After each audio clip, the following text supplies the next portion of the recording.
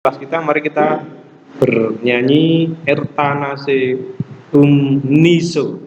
Di sini ku memujimu.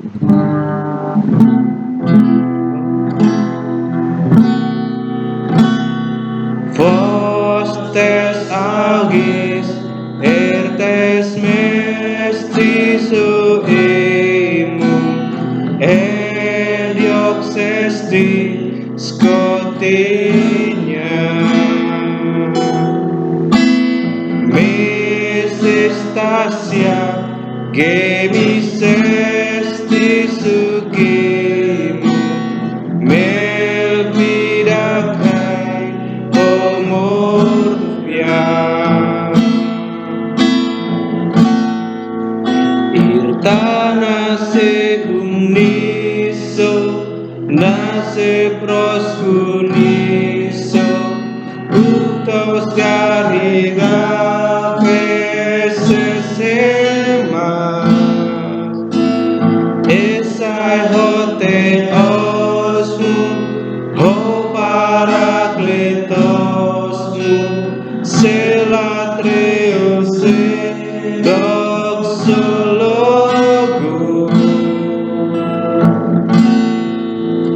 amne tu theo basilia don seis panos tus uranus riagapesu egine tusia yamastus amartolus maden ixera postus taurus topimima itan akribo den ixera postus taurus totimima itan akribo irtanase uniso irtanase uniso nase proskuniso utos garega pesesemas isai hote osmu ho parakletosmu selatreuse doxologu.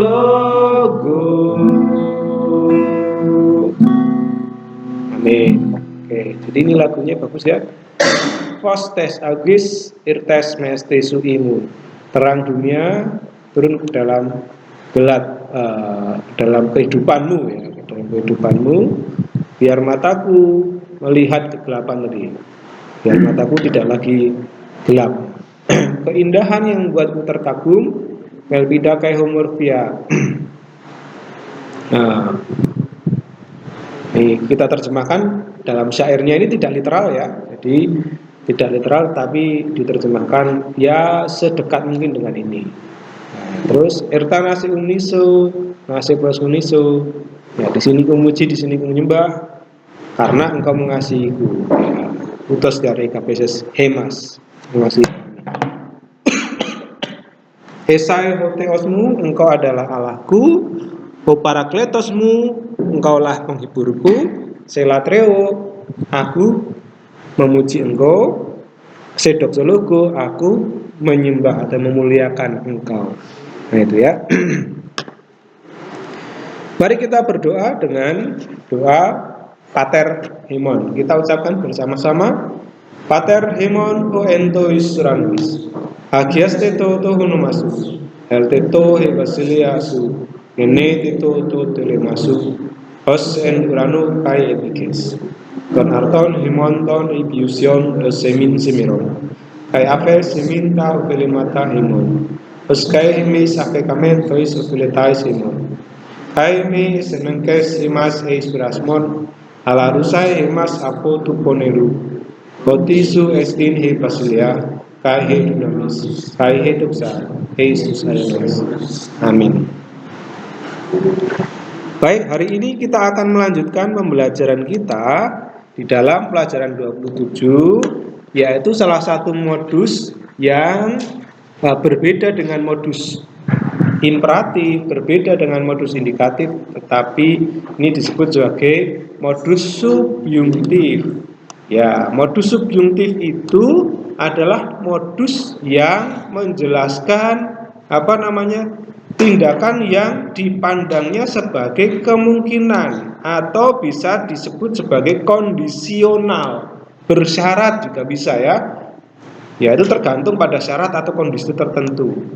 Jadi kalau indikatif itu kenyataan, realitas, sedangkan subjungtif itu potensi atau kemungkinan, sesuatu yang belum pasti terjadi, ya, tetapi baru kemungkinan, ya, baru kemungkinan atau baru berpotensi untuk terjadi, ya, bisa juga syarat, ya.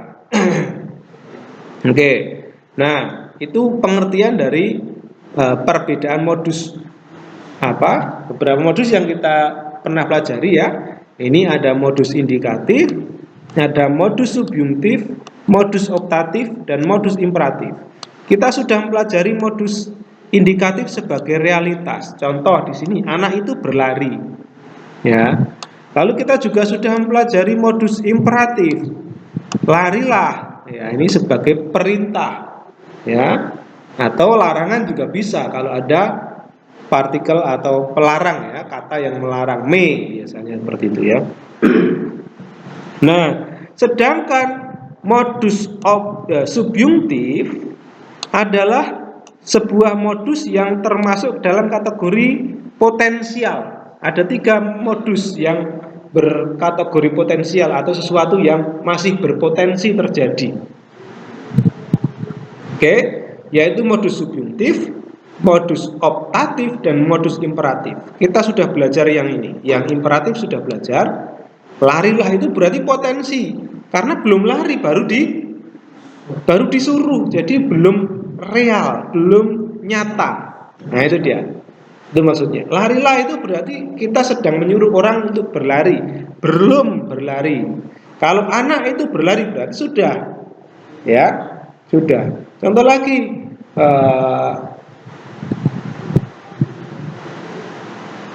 utos gar egapesen hoteoston kosmon. Egapesen hoteoston kosmon. Apa itu? Egapesen itu auris ya, mengasihi. Hoteos, Allah itu mengasihi dunia. Itu sama seperti ini. Allah itu mengasihi dunia, berarti itu modus indikatif ya. Bukan modus potensi. Bukan modus yang menyatakan perintah, kasihilah, biarlah Tuhan mengasihi dunia. Bukan ya. Bukan biarlah Tuhan mengasihi dunia, tetapi Tuhan Allah telah mengasihi dunia. Bahkan ditambah dengan utos atau begitu. Ya, jadi kita bisa membedakan antara modus indikatif dan modus yang lain ya. Nah, sekarang kita bertemu dengan modus subjungtif. Modus subjungtif itu bisa menyatakan kemungkinan atau syarat atau disebut sebagai kondisional, tergantung kondisi tertentu. Nah, contoh di sini ada, jika anak itu berlari, ia akan dapat menyelamatkan diri. Ini yang disebut sebagai kondisi. Berlari itu kondisi, syarat. Ya, berarti ini menggunakan modus subjungtif ya, bukan indikatif. Sudah terjadi belum? Belum. Ini modusnya subjungtif, ya kan? Terus perhatikan, ini sudah terjadi atau belum? Ya belum terjadi, karena ini adalah kondisi yang disebut sebab akibat atau syarat yang menyebabkan sesuatu yang lain atau yang mengakibatkan sesuatu yang lain. Ini yang disebut sebagai modus subjungtif. Jadi subjungtif itu modus yang menyatakan potensi atau menyatakan kemungkinan atau syarat atau kondisi tertentu. Nah, Kita akan melihat beberapa kosakata yang biasanya digunakan atau muncul di dalam modus subjuntif. Contohnya di sini ada ean, ya, di dalam kosakata itu ada ean, ya, digunakan dengan subjuntif. Apa itu subjuntif? Apa itu ean? Ean itu kata penghubung yang diterjemahkan jika, tapi biasanya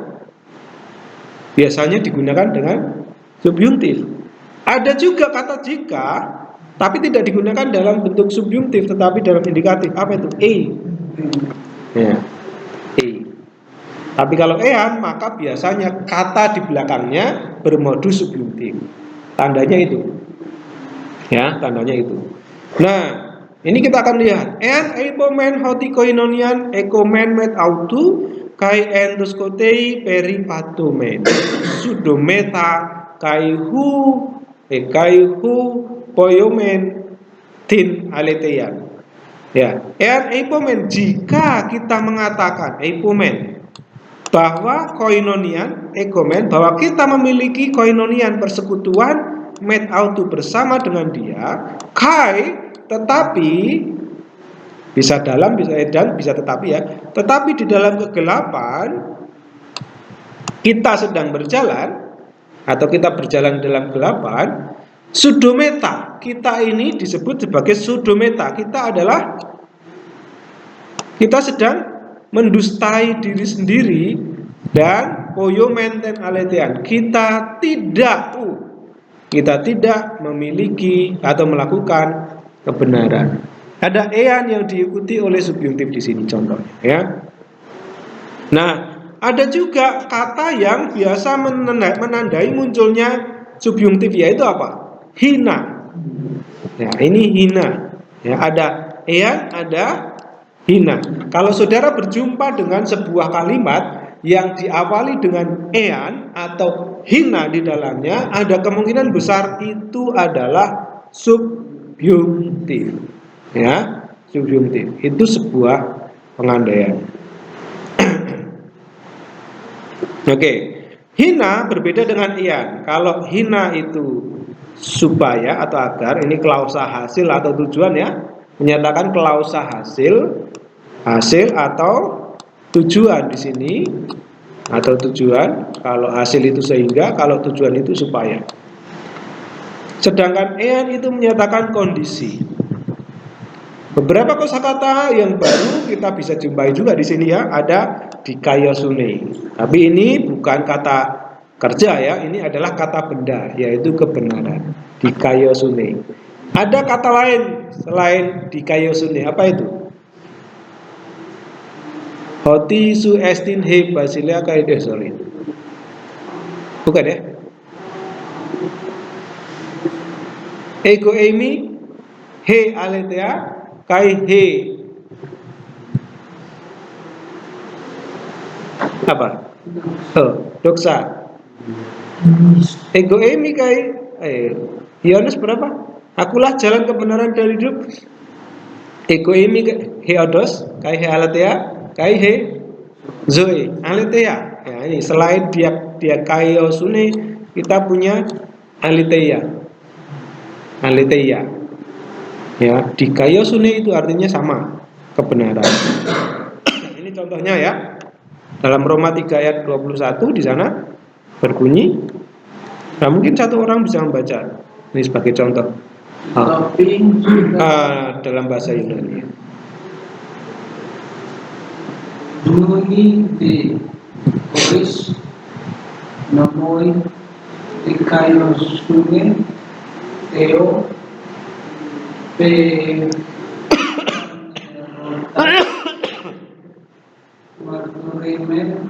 Maturemene Upoto Nomon Kaiton Profeton. Ya. ITB terjemahnya. Tetapi sekarang tanpa hukum Taurat, kebenaran Allah telah dinyatakan seperti yang disaksikan dalam kitab Taurat dan kitab para nabi. Oke, di sini ada dikayosune. Dikayosune itu theo, berarti kebenaran Allah atau kebenaran milik Allah, ya. Nah, di situ digunakan di dalam Roma pasal 3 ayat 21 ya. Contohnya nuni de horis nomu. Tetapi ini ya, de itu tetapi, nuni sekarang. Tapi sekarang. Horis tanpa nomu, tanpa artikel ini. Nomu itu berarti kalau bisa kita terjemahkan hukum saja ya. Karena di sini tanpa artikel berarti hukum yang lebih umum, tidak hanya hukum Taurat saja. Ya, sebelum hukum Taurat itu hukum sudah ada ya. Nah, sebelum hukum Taurat itu ditulis, hukum sudah ada. Hukum Taurat itu diberikan kepada Musa. Sebelum Musa apakah ada hukum? Apakah Allah memberikan hukum kepada manusia? Ada. Di dalam hati, ya kan? Di dalam hati Allah itu sudah menyatakan hukumnya yang kita ketahui dalam apa? Dalam hati kita, ya kan? Kita bisa membedakan mana yang mana yang Allah mau dan Allah tidak mau melalui hati kita. Nah, jadi hukum itu sudah ada, tapi sifatnya lebih umum. Nah, di sini maka tidak semua nomu itu harus diterjemahkan hukum Taurat ya. Nah, di sini menggunakan tonomu. Nah, tonomu bisa kita terjemahkan kitab Taurat dan kitab para nabi karena ada ton profeton di sini. Baru itu sejajar ya. Nah, jadi kalau ada ton tunomu dan ton profeton, ini kan para nabi ya. Ini tunomu, berarti ini kitab Taurat. Kan nggak mungkin hukum dan kitab para nabi itu kan nggak sejajar. Ya, kalau ini kitab para nabi sejajar, maka di sini nomunya harus kita terjemahkan kitab Taurat. Bukan hukum, tapi kitab Taurat. Kalau di sini nomu itu kita terjemahkan hukum, ya, hukum secara umum. Oke, ini masalah ya perbedaan tafsir ya, tetapi ya nggak masalah ya, nggak masalah. Ini perbedaan tafsir. Maka di sini saya garis itu supaya kita bisa memberikan namanya alternatifnya. Ada kata oi angelisomai, if ini bisa dibaca evangelisomai karena ini diftong ya, diftong bisa kita baca if. Oke. Evangelisomai, nah, ini artinya saya memberitakan Injil. Ya. Ini menggunakan oma ya. Ya, bisa disebut kategori ya kata kerja yang dewonen. Contoh dibaca silahkan, Yuksan. Hai dan tulis ini fokus itu God hari ini karan negara istai panggil tolo. Oke. Lalu kata mereka itu dengan mereka jangan takut, sebab sesungguhnya aku memberitakan Injil kepadamu kesukaan besar untuk seluruh bangsa. Oke. Aku memberitakan Injil kepadamu. Oke. Marturia itu kesaksian. Silakan dibaca Arlan. Kayak ini Marturia Oti Israel Ayman Enoken ini Oteo Kayak Zoe itu Uyo Auto Istu. Oke. Dan inilah kesaksian itu. Allah telah mengaruniakan hidup yang kekal dan hidup itu ada di dalam Allah. Marturia kesaksian. Lalu oikia rumah. Kita pernah mendengar oikos. Di sini kita mendapati oikia. Kadang-kadang ditulis juga oikia ya. Oke. Lihat contoh di sini. Besron?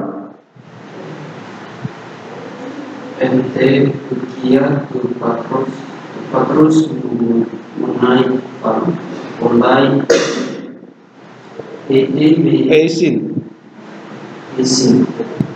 EDB ipun tumit putih oreomai itu masai kotor bumi Topon. bumi. Oke. Di rumah bapakku banyak dapat tinggal.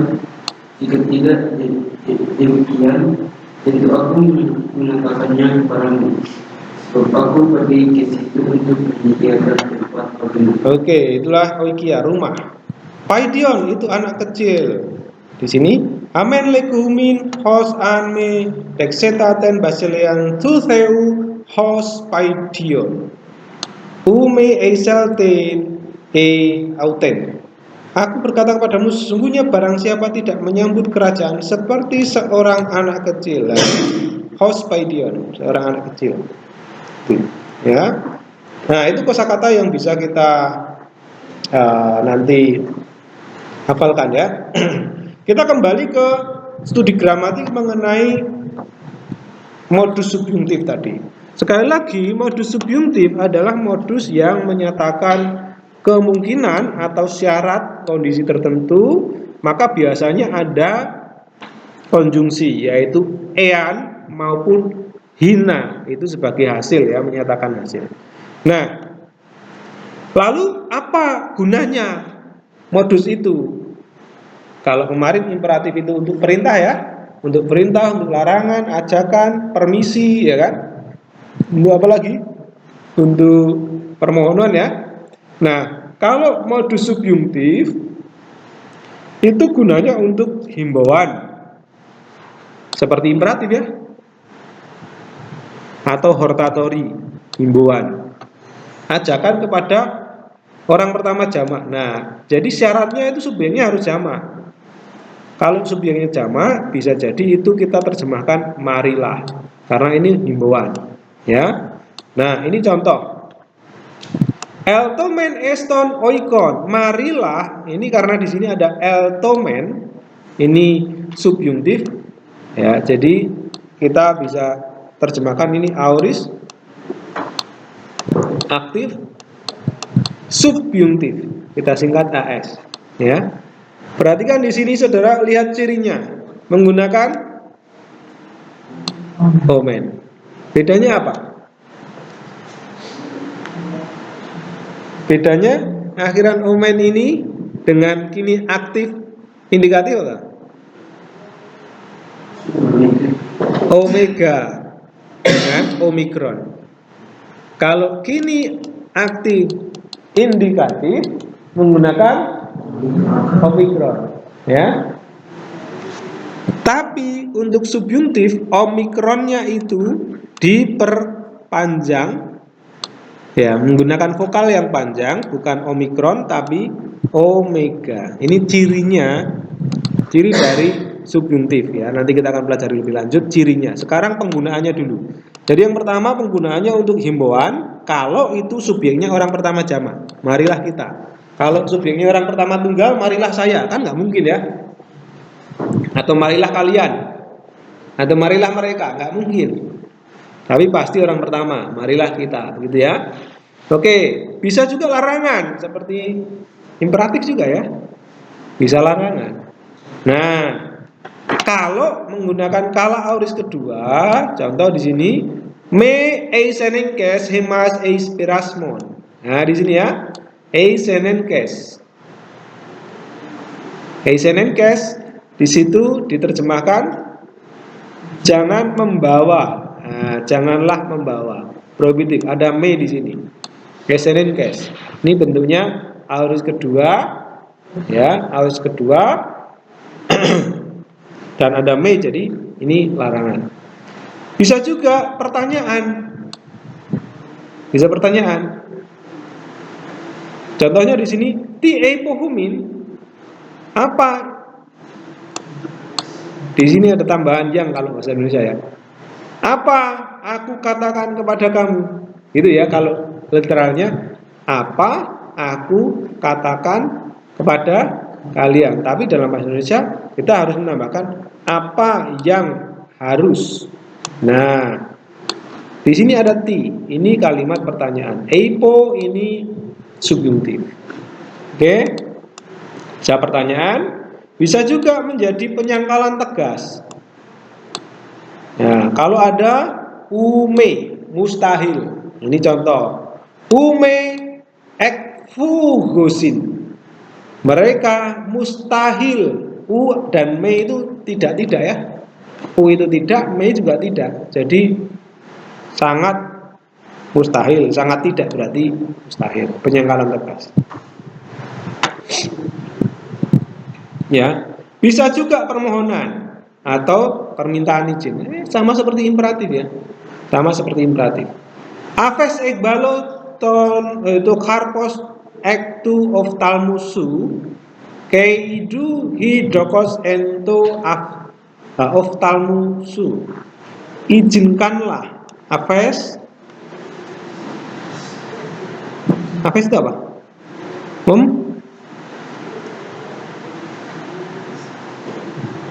Aves itu apa? Aves itu? Aves diminta ofili matahimon. Apa itu? Kita berdoa kayak Aves diminta ofili matahimon.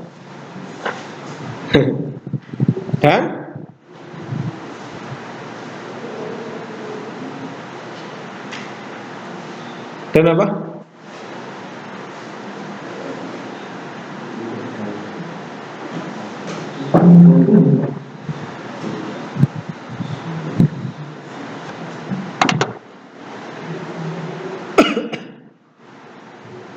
Dan ampunilah ya.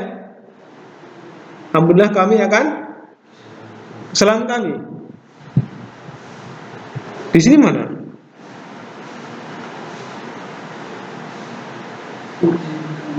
Izinkanlah.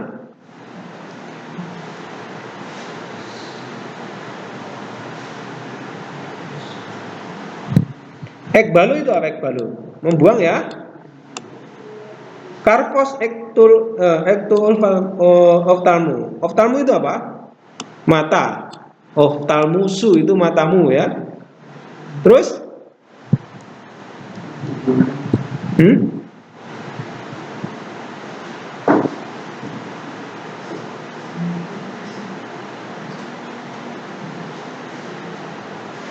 Izinkanlah ya. Apakah izinkanlah itu dari Aves? Ekbalu itu membuang ya, atau mengeluarkan, mengambil keluar ya. Ekbalu mengambil keluar. Balu itu bisa melempar keluar ya, membuang. Karpos itu selumbar. Nah, sekarang Aves itu apa? Oke.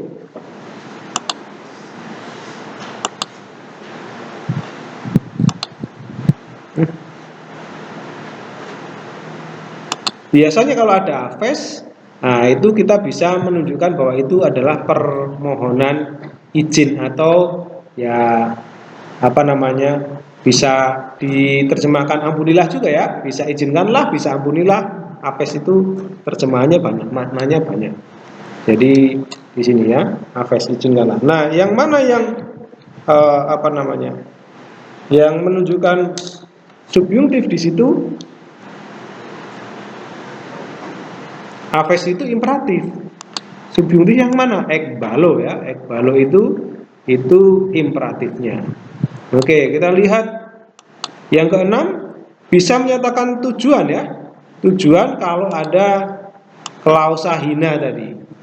Jadi aku datang agar dapat berbicara. Erkomai hina eipo. Di sini ada eipo ya. Eipo ini subjungtifnya. Eipo ini subjungtif. Nah, yang ketujuh ini yang paling penting. Yang ketujuh ini menjadi kalimat bersyarat atau kalimat kondisional. Ini yang paling sering muncul, yang paling sering dijumpai dalam modus subjuntif. Nah, dalam bahasa Indonesia kita mengenal ada sebab, ada akibat. Betul ya? Kalimat yang menyatakan hubungan sebab akibat. Nah, dalam bahasa Yunani juga ada sebab atau yang disebut sebagai protasis. Ini penyebabnya. Lalu ada akibat atau yang disebut sebagai apodosis. Ya, itu akibat. Protasis itu sebab, apodosis itu akibat. Ya, itu istilah ya. Nah, sebagai contoh di sini, protasis, apodosis hubungannya seperti ini. Bisa bersyarat yang sesuai dengan fakta. Ya, contohnya, ini contohnya dimulai dari anak kalimat sebab atau protasis, lalu baru kemudian diikuti apodosisnya. Jika maka, perhatikan di sini. Matetai esmen tu kurion sote someta. Ini protasisnya, ini apodosisnya.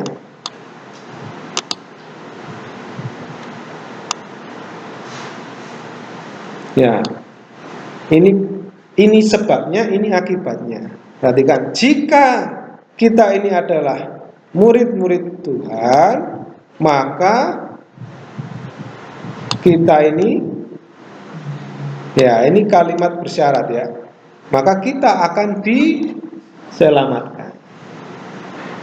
Sekali lagi, ini protasis, ini apodosis.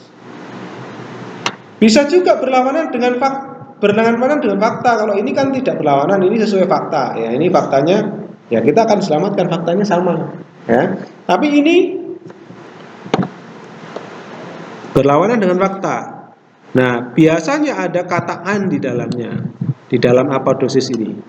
An atau kita bisa terjemahkan tidak, pastinya tidak. Nah, jika engkau ada di sini, is od, ukan, ini di sini tidak, pasti tidak. Pastinya saudaraku tidak akan apetanen, mati. Jadi ukan menyatakan menyatakan kondisi yang berlawanan dengan fakta. Faktanya mereka tidak ada di situ. Ya, faktanya mereka tidak ada di situ. Oke, bisa juga untuk kalimat bersyarat yang menyatakan kemungkinan besar. Ya, biasanya ada ean di sana. Ya, contoh tuto poiosomen ean epitrepi hoteos. Perhatikan di sini, kalimat bersyarat yang menyatakan kemungkinan itu biasanya ada ean pada protasis, pada penyebabnya, pada sebabnya ya. Nah, di sini eannya di belakang. Berarti ada kemungkinan besar. Inilah yang akan kita kerjakan jika Allah mengizinkannya. Berarti ini adalah kemungkinan besar karena ean diikuti dengan subjuntif atau protasisnya ya, atau sebabnya. Kalimat bersyarat kemungkinan kecil. Nah, bisa juga dengan ean plus modus optatif. Optatif itu pilihan ya. Oke, pada protasis dan an pada apodosisnya. Ini contohnya. Al eikai paskoete dia dikayosune makarioin. Tapi jika kamu harus menderita demi kebenaran, bersukacitalah kamu. Nah, di sini ada ya kan? Lalu mana eannya contohnya ya? Nah, sebenarnya di sini ada dikayosune makarioin. Ini mungkin saya salah memberikan contoh. Nanti akan saya cek lagi ya. Tidak ada ean di sini ya. Tidak ada contoh ean. Nanti akan saya carikan contoh yang lain. Oke. Bisa juga menyatakan kala future atau waktu yang akan datang. Contohnya elegen gar en eudi ean monon afomai tu imatiu auto sotes somai. Lihat di sini ada ean ya, ada af somai, asal atau jika ku jamah saja jubahnya, aku jamah. Ini menunjukkan future. Bukan asal akan ku jamah, bukan, tapi asal aku jamah. Berarti kan nanti, belum sekarang. Nah, itulah penggunaannya. Banyak ya penggunaannya, saudara tidak perlu menghafal penggunaannya ini, tapi paling tidak saudara pernah memahami ya, penggunaan-penggunaannya, pernah memahami. Oh, ternyata modus subjuntif kegunaannya banyak sekali ya. Kegunaannya banyak sekali, bisa menyatakan berbagai hal. Tetapi yang jelas, apa yang harus kita ketahui? Yang jelas yang harus kita ketahui adalah bahwa modus subjuntif itu merupakan modus untuk menyatakan kondisi tertentu, syarat atau kemungkinan belum terjadi secara real, baru suatu yang berpotensi terjadi. Oke, perhatikan di sini ciri-cirinya. Lihat tabel ini. Ini sama seperti tabel yang saya tempelkan di dinding ini ya. Apa bedanya dengan kala kini? Perhatikan. Apa samanya, apa bedanya?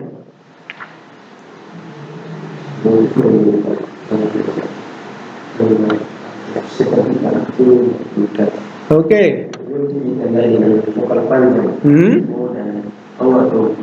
Ya ini.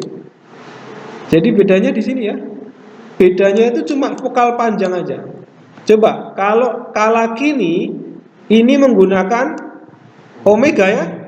Sama-sama omega, bedanya di mana? Di sini ada aksen sirkumfleks dan ada tanda nafasnya. Ini yang membedakan ciri subjuntif.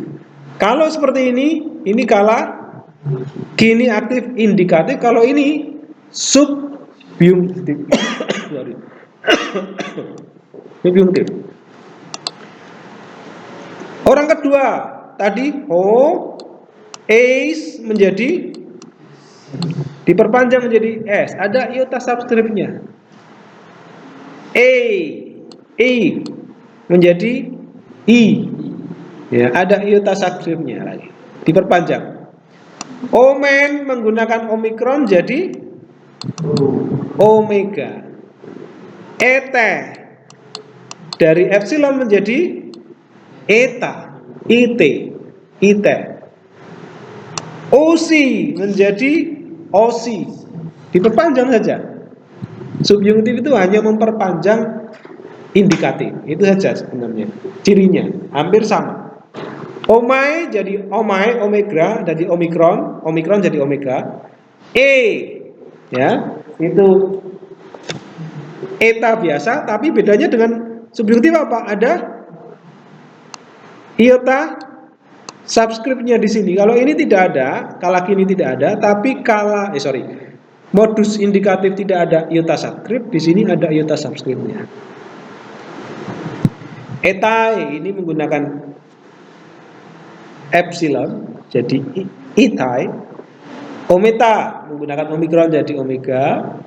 St dari epsilon jadi eta jadi este, dan ontai ini sama menggunakan omikron jadi omega.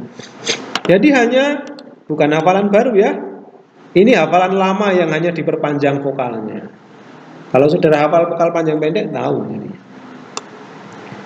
Dalam persona orang kedua dan ketiga, akhiran eta itu memiliki iota subskrip. Koma di bawah itu namanya iota apa? Ini namanya iota subskrip ini ya. Itu ciri-ciri dari subjuntif. Nah, untuk kata kerja ini itu berbeda dengan kala kini. Kata kerja eminya itu cuma seperti ini saja. OSE, omen, ETUC. Ini seperti apa? Seperti akhiran tadi. Ya kan? OSE, omen, ETUC. Kalau ini berdiri sendiri, ini sudah menjadi kata kerja emi. Ya kan? Saya adalah. Ya, saya adalah. Atau saya ada, tapi dalam bentuk subjuntif. Mungkin bisa menjadi jika saya ada, mungkin seperti itu. Jadi Kata kerja Amy hanya OSE, omen, ete, owosin. Beda dengan kata kerja Amy kala indikatif ya. Modus indikatif itu berbeda.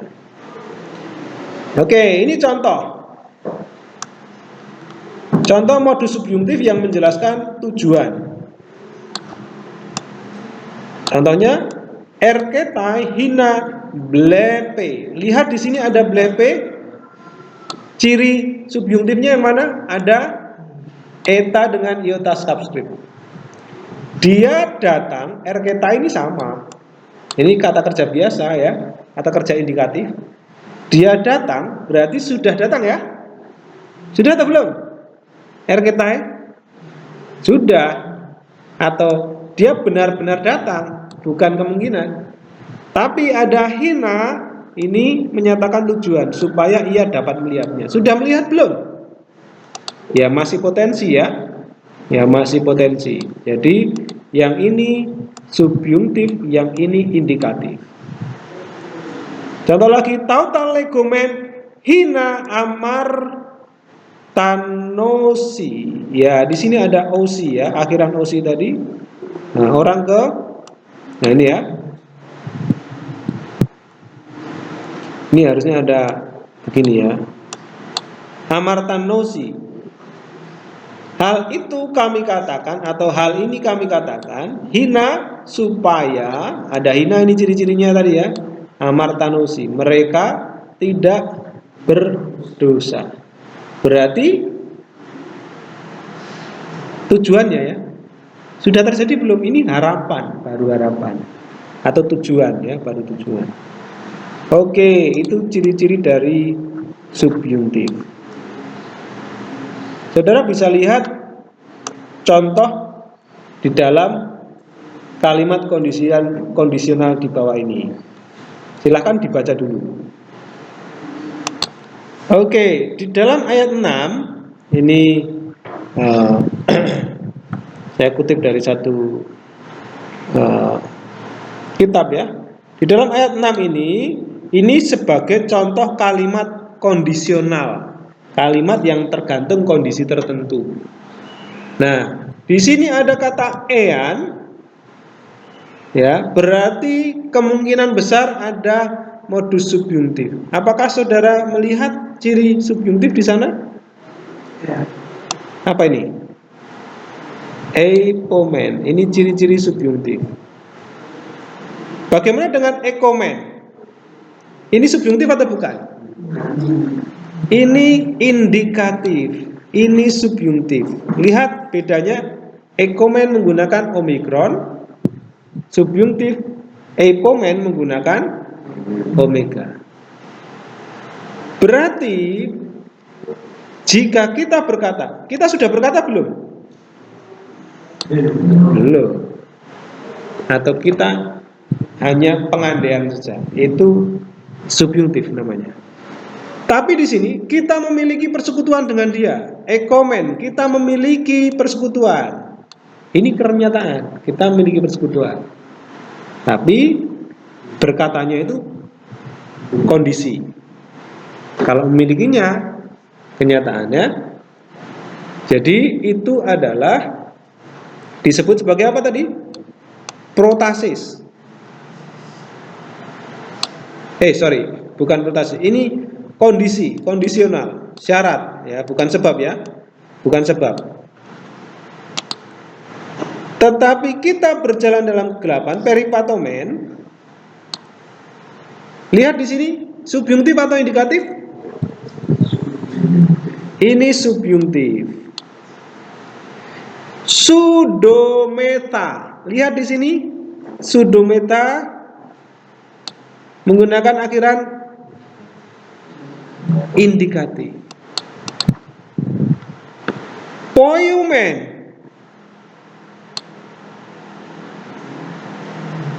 Poyo. Ini kontraksi ya. Indikatif. Berarti perhatikan subjuntif, indikatif. Apa maknanya kalau kita sudah tahu bedanya subjuntif lalu indikatif? Tadi yang kita sebut indikatif Ini ya, 1, saya coret 2, 3. Yang ini subjuntif. Nah, ini kan kondisi ya, sesuatu yang seharusnya terjadi tapi tidak terjadi. Jika kita berkata kita memiliki persekutuan dengan dia dan kita berjalan dalam kegelapan, maka kita sedang mendustai diri sendiri dan tidak melakukan kebenaran. Berarti kalau kita tahu ada indikatif di sana, kalimat utamanya yang mana? Kalimat utamanya adalah yang ini.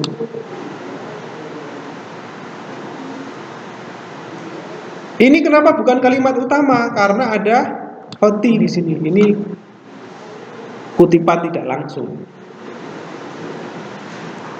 Ya, kalimat utamanya sebenarnya yang ini, pseudometa kai upoimoente alitea. Ini kalimat utamanya. Jadi kalau saudara membuat tabel atau diagram, pasti saudara akan menempatkan pseudometa itu di sini. Ini pseudometa di sini.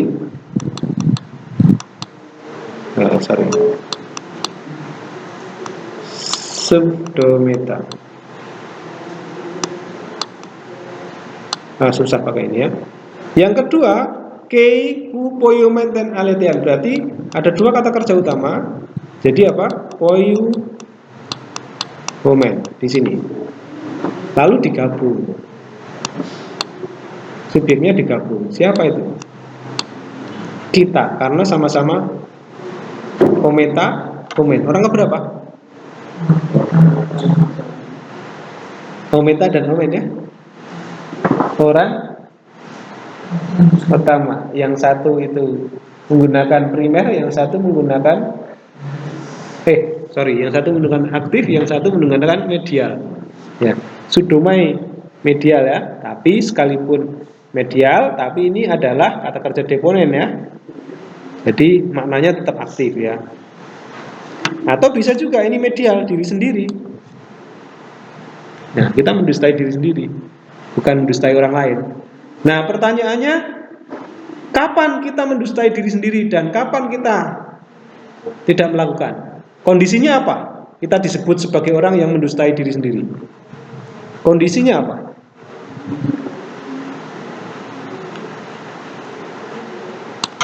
Kalau saya gambarkan di sini ya,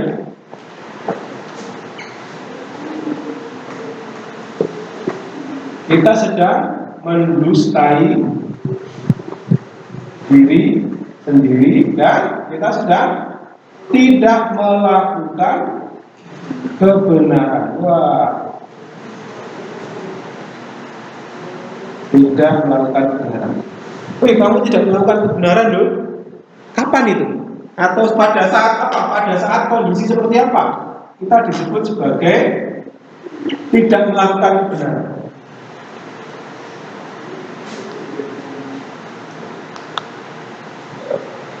Kondisinya yaitu jika kita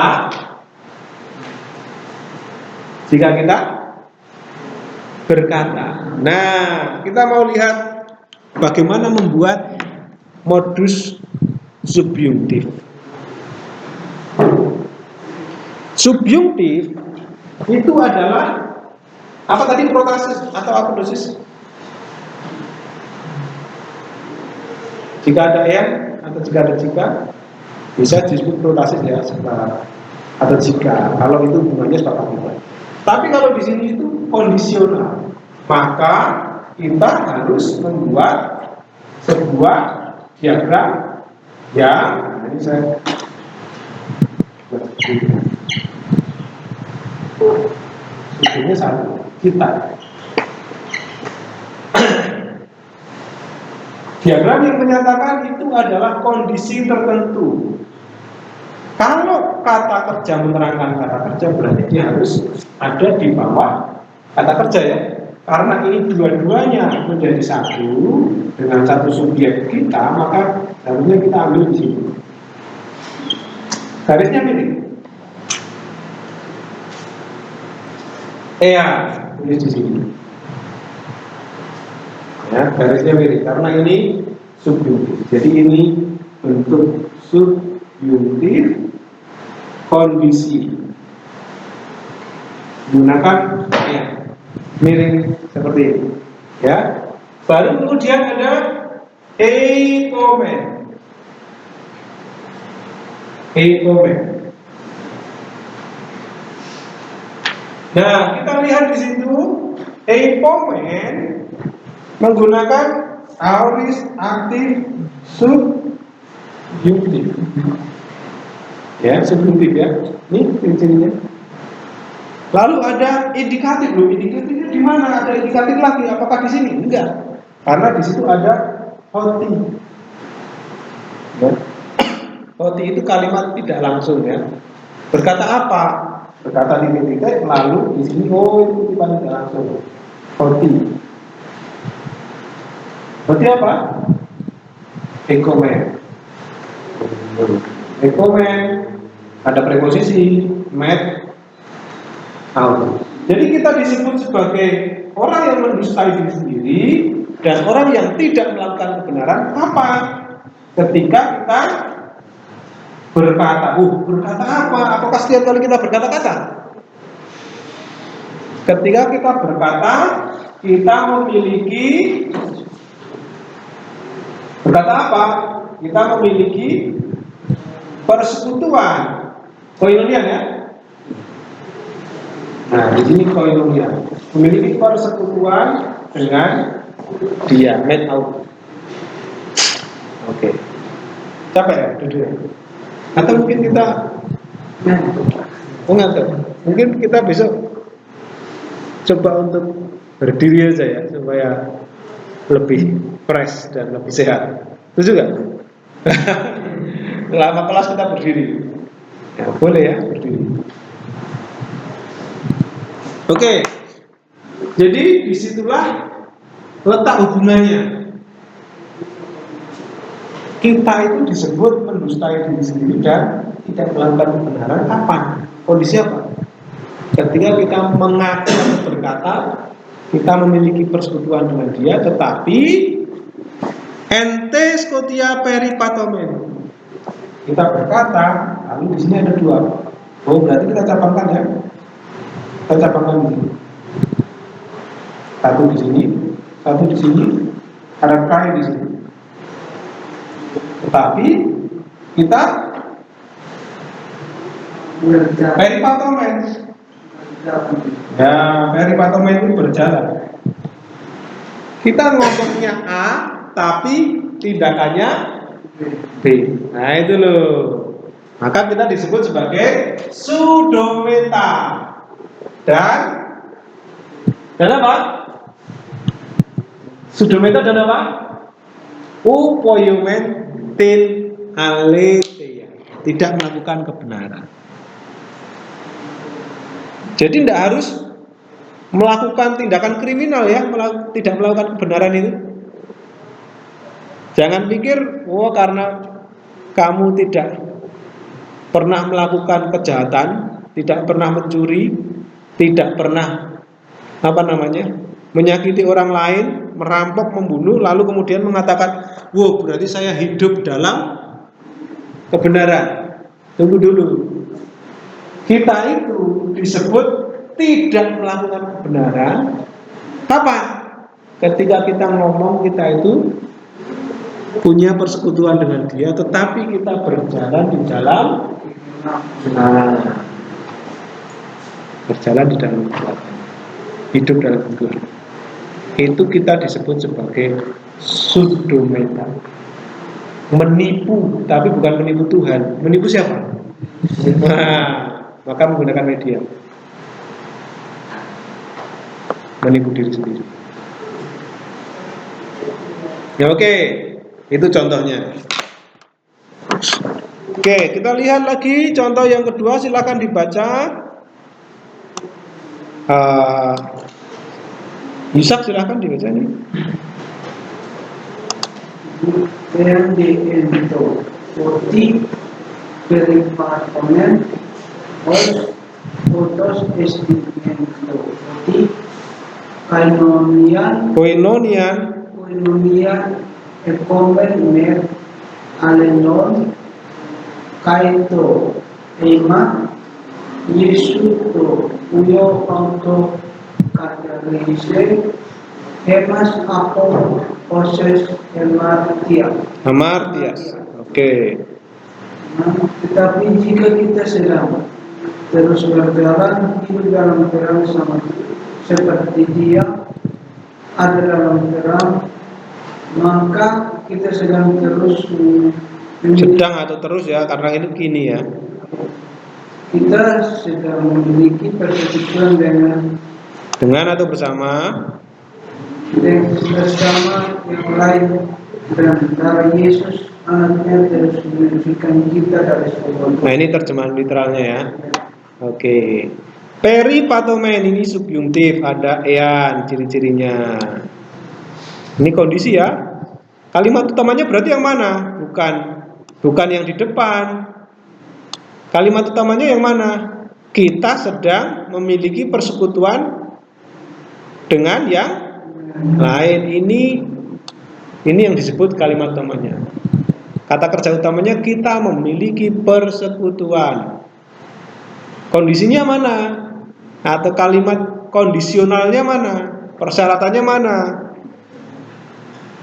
Ada dua kalimat utamanya. Yang pertama kita memiliki persekutuan, dan ya kalimat yang kedua, darah Yesus menyucikan kita. Itu kalimat utamanya. Kondisinya apa?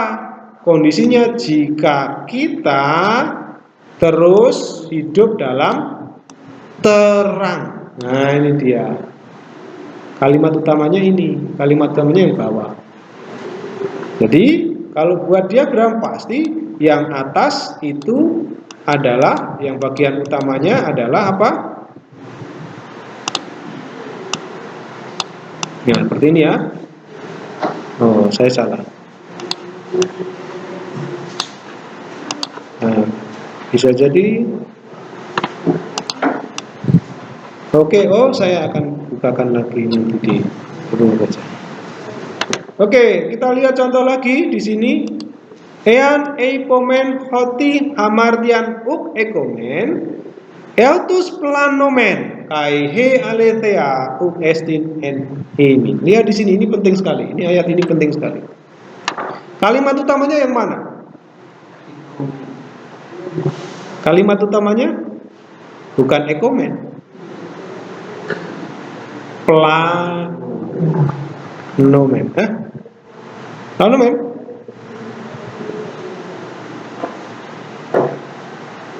Lihat di sini.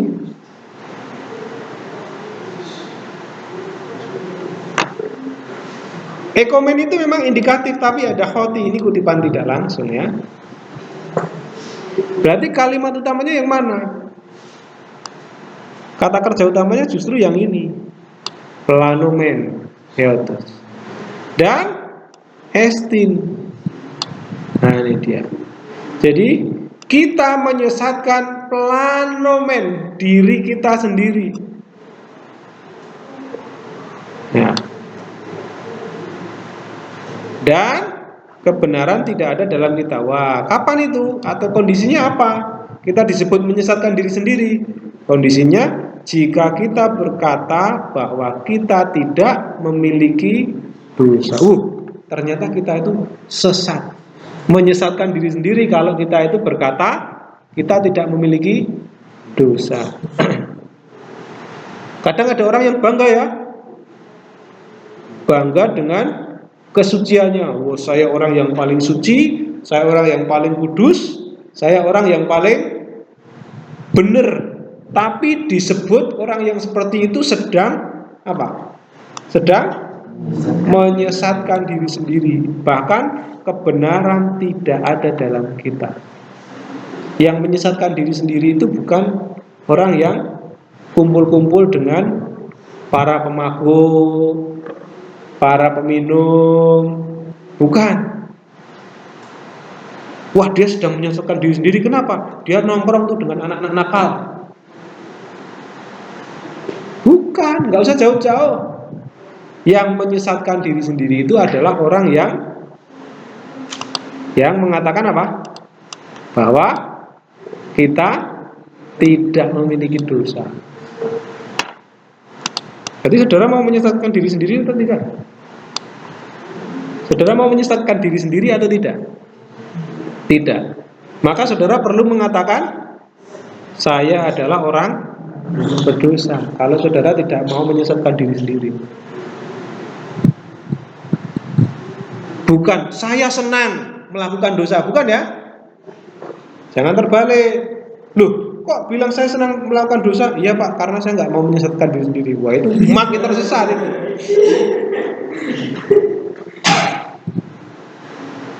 Makin tersesat. Kita bangga melakukan dosa jadinya. Itu nanti kita harus ingat surat Paulus kepada jemaat di Galatia atau kepada jemaat di Roma, supaya makin besar kasih karunia itu. Bolehkah saya berbuat dosa? Sekali-kali tidak. Jadi ini orang yang menyesatkan diri sendiri adalah orang yang berkata bahwa kita tidak memiliki dosa, bukan bahwa kita senang melakukan dosa. Ya, bukan itu. Jadi perlu nggak kita mengaku dosa kalau begitu? Perlu, penting supaya kita itu tidak menyesatkan diri kita sendiri. Maka dalam ibadah kita selalu diawali dengan pengakuan dosa. Di kapel kita mengatakan apa?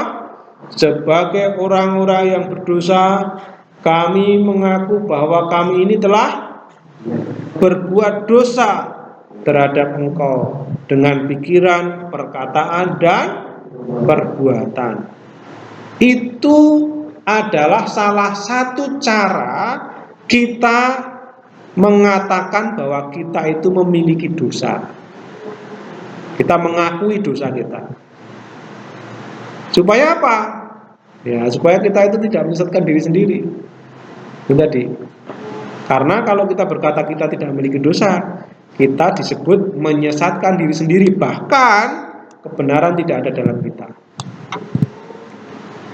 Kalau jadi orang Kristen yang benar, ya akhirnya kita harus setiap hari mengaku dosa kita. Bukan berbuat dosa, tapi mengakui dosa. Mengaku itu berarti menyesali loh ya. Bukan, besok mengaku dosa lagi tidak sesat, sorenya berbuat dosa lagi. Besok mengaku dosa lagi, sorenya berbuat dosa lagi. Tidak demikian. Tapi mengaku dosa itu berarti menyesali dosa. Ya. Oke, 9. Ean homologumen, lihat di sini ada omen, ini ciri-ciri subjuntif. Tas hamartias hemon, pistos estin ho dikaios.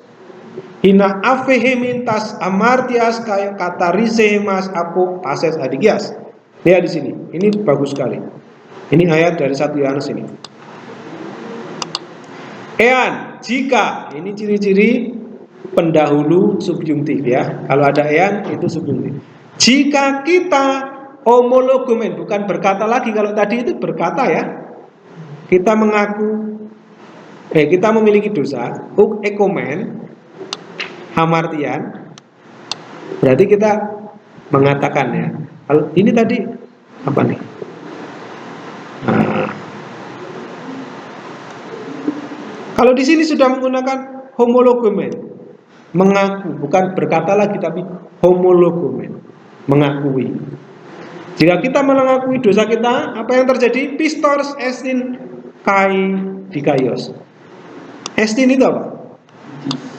Dia adalah pistos, setia, dan dikaios, adil. Dia adalah setia dan adil. Hina, apa ini? Klausa hasil ya. Sehingga ave emin, dia telah mengampuni. Wih, menarik ya. Di sini menggunakan apa? Aoris. Telah. Bukan akan ya. Coba perhatikan. Kalau di sini akan, maknanya apa?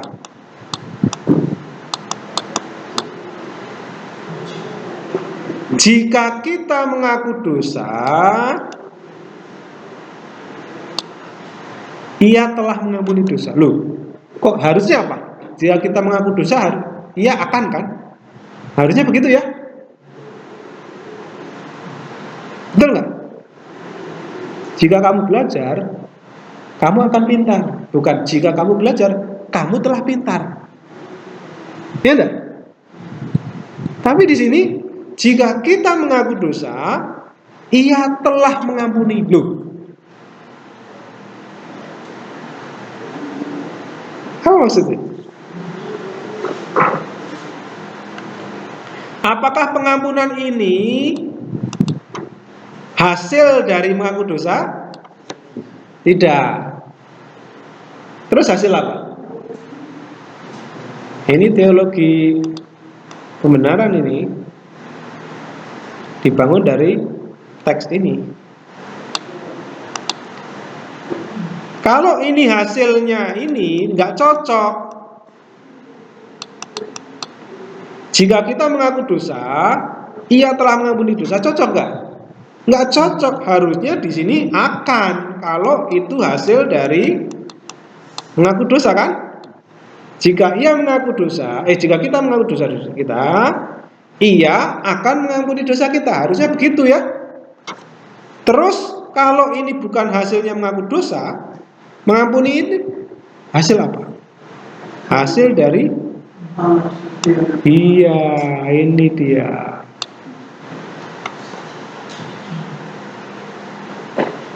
Ini bukan hasilnya ini, tapi pengampunan ini hasil dari ini. Hasilnya dari kesetiaan Allah dan keadilan Allah.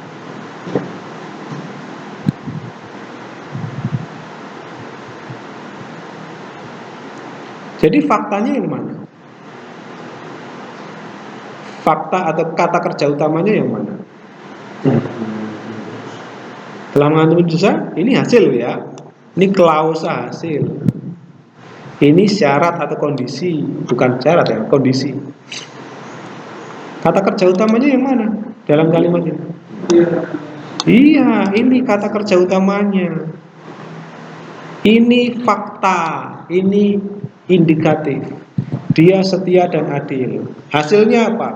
Dia mengampuni dosa-dosa kita. Ya kan? Dia mengampuni dosa-dosa kita. Karena kesetiaan dan keadilan itu, dia mengampuni dosa-dosa kita. Ya kan? Bukan karena kita mengaku dosa, dia mengampuni dosa kita, bukan. Bukan. Tapi pengampunan itu berasal dari kesetiaan dan keadilan Tuhan.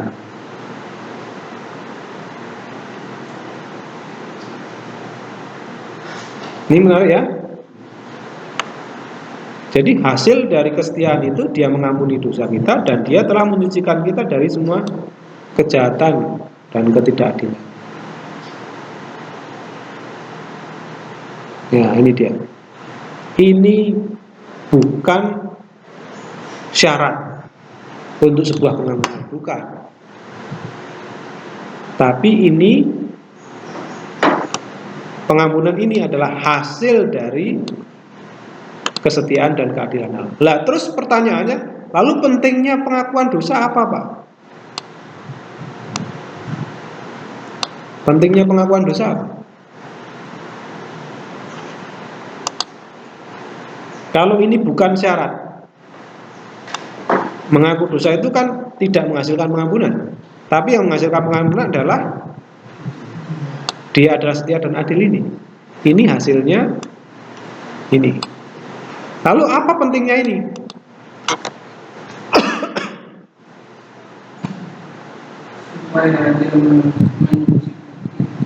Berarti ini lihat, Ini telah juga loh. Ini hasilnya hasil dari mengakui atau hasil dari dia setia dan adil? Ini sama, ini hasil dari sini, setia dan adil. Lalu pentingnya apa jika kita mengakui dosa-dosa kita ini? Oh, kita harus mengakui dosa kita tadi. Nah ini, supaya kita tidak menyesatkan diri sendiri, ya kan? Supaya kebenaran itu terus ada dalam hidup kita. Itulah pentingnya pengakuan dosa. Kita mengaku dosa-dosa kita. Karena ini kan ini menyesatkan diri. Nah, supaya kita tidak menyesatkan diri, supaya kita ada kebenaran, maka kita perlu yang namanya mengakui dosa-dosa kita. Ya, itu dia. Kita mengaku bahwa ada pengampunan dosa. Kita berdosa dan ada pengampunan dosa. Maka dalam pengakuan dosa kan kita tidak hanya stop sampai sebagai orang berdosa kami telah berbuat dosa terhadap engkau melalui pikiran, perkataan dan perbuatan kami. Amin. Kan tidak ya? Lanjutannya apa? Oleh karena itulah kami berlindung pada rahmat-Mu untuk mencari dan memohon kasih karunia-Mu. Ya toh? Itu dia. Pengakuan dosa itu supaya kita tidak tersesat. Kita tidak menganggap bahwa kita ini bisa melakukan upaya sendiri untuk keselamatan kita. Dan supaya kebenaran itu terus ada dalam diri kita. Oke, satu lagi contoh. Ada eipomen di sana. Didahului dengan ean. Ean eipomen hotiuk hemartekamen susten. Nah, ini susten itu lagi-lagi. Susten poimen auton kai hologos autu estin and heavy. Jika kita berkata bahwa di sini menggunakan hemartekamen, ini ciri-ciri apa? Lihat, perhatikan baik-baik. Ini ciri-ciri apa? Hemartekamen. Adakah ciri-ciri apa? Masih ingat? Perfect.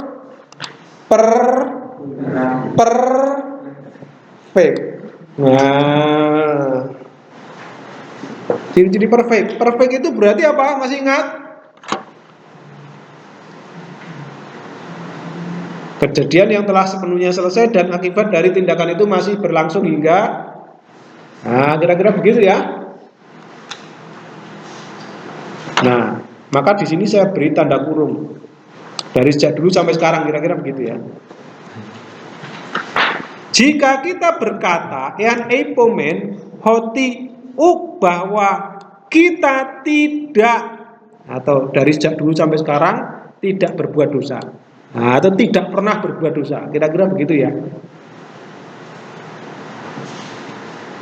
Tidak pernah juga masih kurang tepat untuk menerjemahkan perfect sebenarnya. Tapi ya karena keterbatasan bahasa Indonesia dalam menerjemahkan kala lampau bahasa Yunani, maka ya pengertiannya adalah sesuatu yang sudah terjadi di masa lalu dan seterusnya sampai sekarang masih berdampak. Jika kita berkata kita tidak berbuat dosa dari dulu sampai sekarang kira-kira begitu ya, maka kita sedang susten poimen, sedang melakukan dusta atau sedang membuat dia dusta atau sedang menjadikan dia dusta. Susten poimen auten, kita melakukan atau membuat dia sebagai pendusta, kira-kira begitu. Atau kita sedang mendustai dia, kurang tepat juga ya. Kita sedang apa? Kita sedang membuatnya menjadi pendusta, kira-kira begitu. Dan firman-Nya tidak ada dalam kita. Wah, ini bukan mendustai ya, kita sedang membuat dia dusta atau pendusta. Kenapa kok dia disebut pendusta? Kalau kita berkata kita tidak pernah berbuat dosa, ya karena jelas Tuhan itu datang untuk mengampuni orang yang berdosa. Semua manusia berdosa. Kalau kita sebut manusia tidak berdosa, tidak pernah berbuat dosa, berarti kita menganggap Tuhan itu berdusta. Nah, itu dia. Oke, itulah contoh-contoh kalimat kondisional ada di dalam teks-teks ayat Alkitab, khususnya surat 1 Yohanes itu penuh dengan contoh kalimat bersyarat. Ya, contoh kalimat bersyarat itu ada dalam surat 1 Yohanes. Nanti saudara bisa membaca beberapa surat itu. Nah, ini contoh diagramnya. Tadi saya ada gambarkan ya. Contoh ego de erkomai hinaton kosmo sozo. Di sini ada sozo. Seharusnya di sini menggunakan apa namanya? Ini ya. Aksen ya, diperpanjang untuk membedakan antara sozo kini aktif indikatif dan sozo kini aktif subjuntif. Ya, ini ada aksen sirkumfleks di atasnya. Oke, tetapi ini menghubungkan dengan kalimat sebelumnya. Ego ini kata ganti orang pertama, saya. Erkomai, saya datang. Kita bisa menjelaskan saya sendiri datang. Pengulangan 2 kali subjek ini ya. Lalu di sini ada hina. Kita buat garis miring ke kanan sebagai tanda itu anak kalimat atau subjuntif ya. Menyatakan klausa hasil atau tujuan supaya apa? Sozo, saya di sini dari kata dasar sozo, saya menyelamatkan dunia. Oke, inilah contoh hubungan antara kata kerja utama dengan kata kerja yang menunjukkan subjuntif. Bisa hasil, tujuan, bisa kondisi.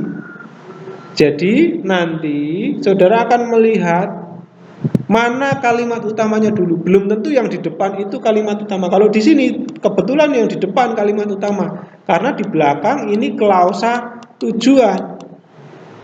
Tapi kalau yang di sini tadi perhatikan, ini bukan kalimat utama. Yang di depan ini bukan kalimat utama. Kalimat utamanya adalah yang di belakang, karena yang di depan ini adalah kondisional. Kondisi yang menyebabkan sesuatu yang di belakang. Ini juga sama, homologomen. Nah, di sini ini bukan kalimat utama sekalipun di depan, tapi kalimat utamanya adalah yang ini. Maka nanti pistos est indikaios inilah yang menjadi kalimat utama dan inilah yang diletakkan di sini. Ya, jadi ean itu di sini. Lalu di sini harus ada subjuntif. Oke, itulah cara kerja untuk menerjemahkan subjuntif. Apakah ada pertanyaan saudara-saudara untuk penjelasan mengenai subjuntif? Berarti kita sudah belajar 4 modus. Apa saja 4 modus yang sudah kita pelajari? 1 modus indikatif, 2 modus infinitif yang menyatakan tujuan, 3 modus imperatif, dan yang terakhir ini adalah modus subjuntif. Apakah bisa dijelaskan sekali lagi perbedaan 4 itu perbedaan dasar? Kalau indikatif, modus yang menyatakan apa?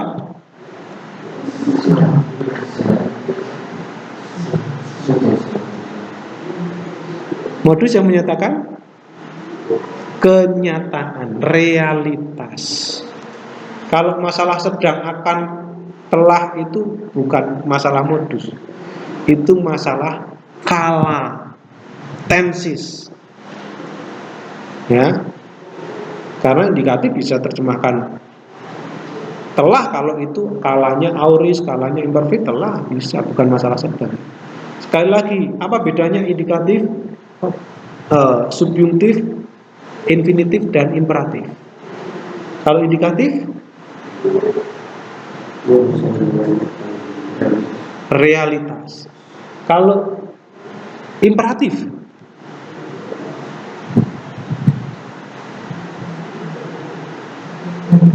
perintah.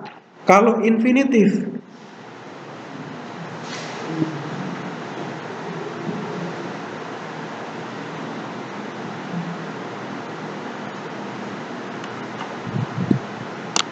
infinitif apa? Oh, dibuka lagi diktatnya ya. Silahkan. Apa imperatif? Infinitif?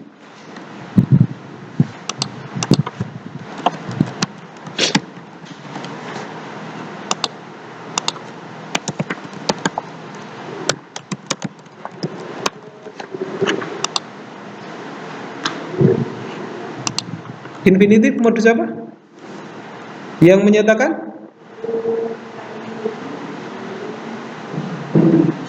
apa? Itu optatif ya, option. Kalau infinitif, oke, silahkan dibuka diktat. Jangan ketuk-ketuk di jidat terus Alan ya, nanti jidatnya lama-lama kempes ya. Jangan ketuk-ketuk di jidat, tapi ya dibuka saja diktatnya. Buka bab 12 halaman 50. Nah,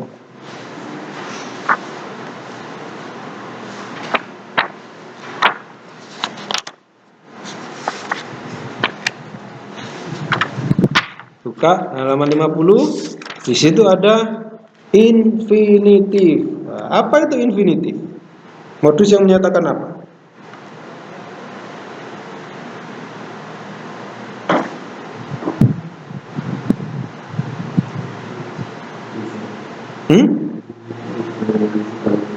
Oke, secara sederhana kita bisa katakan, oh infinitif itu bisa menyatakan tujuan. Ini yang pengertian paling dasar ya, yang paling dasar saja lah, nggak usah yang di apal yang banyak-banyak, yang paling dasar saja. Kalau saudara pemahaman yang mendasar aja nggak tahu, apalagi yang lebih mendalam ya. Lalu modus yang ketiga kita belajar imperatif. Ini menyatakan apa? Perintah. Sekarang kita tahu ada modus subjuntif. Apa tadi subjuntif? Kemungkinan. Kalau saya buat satu kata seperti ini kira-kira ya. Jadi modus yang sudah kita pelajari, modus itu berarti ya rasanya kira-kira ya. Rasanya apa? Indikatif. Kalau saudara bisa menyebutkan indikatif Pak, indikatif, imperatif, infinitif, tapi nggak tahu artinya, percuma. Saya bisa menyebutkan cirinya, indikatif itu o, s, e, omen, ete, osin, omai, eta, ometa, st, onte, tapi nggak ngerti maknanya apa indikatif, percuma. Saudara bisa tunjuk di dalam perangkat elektronik, wah ketemu tuh modusnya infinitif, tapi nggak tahu infinitif itu maksudnya apa, ya percuma. Maka ingat selalu, ketika saya mengawali sebuah pelajaran, pasti saya menjelaskan judulnya, betul nggak? Oh, di sini kita akan belajar kini aktif indikatif. Indikatif itu apa? Indikatif itu menyatakan realitas. Ya toh? Di diktat sudah ada, nggak perlu tulis ya. Di diktat di sini itu sudah ada. Nah, saudara bisa lihat. Nah, di dalam, nah di sini, nih ada ya? Ada nggak tabelnya? Nah iya, tadi kan tinggal buka itu kan? Ada nggak masih Pak Yusak? Coba dilihat diktatnya di bagian awal. Ada nggak modusnya di situ? Indikatif itu apa? Tanda kurung itu paling depan Pak Yusa, paling depan. Sebelum segala sesuatu ada, itu sudah ada. Terus paling depan, belum ketemu, sudah. Paling depan toh. Nah, lalu coba di situ ada modus indikatif dalam tanda kurung menyatakan realitas. Lalu infinitif menyatakan tujuan.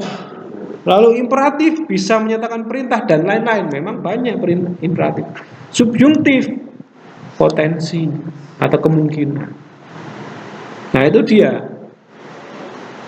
Kalau sudah tahu maknanya, baru kemudian kita tahu apanya? Ciri, ya kan? Ciri itu ditentukan dengan apa? Akhirannya saja. Maka kita membuat semacam ringkasan tabel, ya kan? Ciri-ciri, gini ya. Ada tabel. Karena 4 ya, 4 lah ya. Kita buat 4. Kalau yang indikatif itu seperti apa, infinitif seperti apa, imperatif cirinya seperti apa, subjuntif seperti apa. Ya kan? Tuh tabelnya. Di situ sudah ada. Ya tak? Wah, ini ada yang kalah kini, ada yang kalah imperfect, ada yang kalah auris, ada yang kalah perfect. Ya, hafalkan. Bla bla bla bla bla bla. Yang tujuan infinitif karena tidak terbatas ya. Tidak ada kala kini, tidak ada kala auris, nggak ada. Infinite itu tidak terbatas. Disebut juga kata benda verbal ya. Maka akhirannya paling sedikit. Masih ingat apa akhirannya? Contohnya estai, apalagi kadang-kadang astai, ada sebagainya ya, tergantung kata kerja yang diikuti. Imperatif, ciri-cirinya apa? Nah, kemarin ada kala kini dan kala auris saja. Ciri-cirinya apa? Nah, kemarin. Subjungtif juga hanya ada di dalam kala apa? Kala kini dan auris saja ya. Yang paling lengkap kalanya itu yang paling lengkap kalanya adalah modus indikatif. Lengkap, ada kala kini, ada imperfect, auris dan perfect. Yang lainnya cuma muncul dalam kala kini dan auris saja. Ini cirinya. Baru kemudian kalau sudah tahu cirinya, apa yang harus dilakukan? Baru kita menganalisa, baru menerjemahkan. Maka ini menjadi penting sekali. Diagram itu penting sekali ya. Pak, saya lemah dalam menghafal. Sama. Maka saya bantu dengan menempel-nempelkan itu ya, supaya setiap kali saudara masuk kelas ini, saudara melihat tempelan-tempelan itu. Kalau di sini kurang, tempelkan di dinding-dinding asrama. Pak, di sini nggak ada modus imperatif, Pak. Ya ditempel sendiri, ya kan? Ini hanya untuk memancing saudara. Oh, ternyata tempelan itu bermanfaat untuk saya. Modus imperatifnya nggak ada di kelas, saya tempel di mana? Di asrama, begitu ya? Nah, itu. Oke, hari ini penjelasan mengenai modus subjungtif selesai sampai di sini. Selamat mencoba latihan soal di bawahnya. Tuhan memberkati. Shalom.